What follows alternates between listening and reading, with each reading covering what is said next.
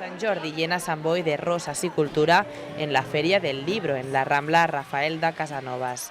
Hasta 6 librerías, 2 menos que en la pasada edición, han puesto sus mejores libros a disposición de los samboyanos. Una feria que crece en público año tras año. Sí, cada any va millorant, perquè cada any baixa més gent.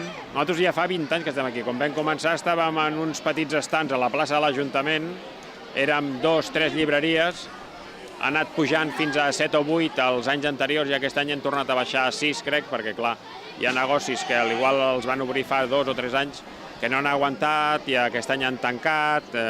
Los libros más buscados son sin duda los más promocionados por las radios y televisiones. De los de catalán, pues se ven el premio Sant Jordi, que es Algún com tu, del Xavier, ¿cómo se llama? No me acuerdo cómo se llama el escritor.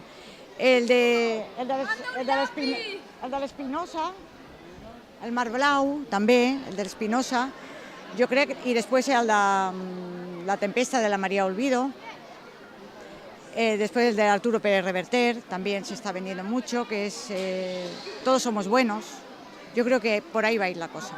La tradición marca que los hombres deben regalar una rosa a sus amantes, como hizo el caballero a su princesa.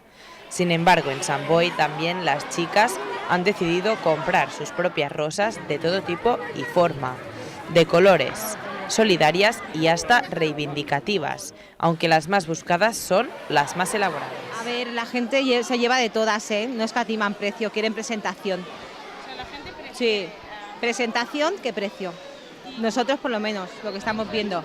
Muchos han sido los que se han adentrado a la Rambla. Entidades de todo tipo han aprovechado la ocasión para darse a conocer y otros se han unido a los diversos talleres que ha organizado el Ayuntamiento.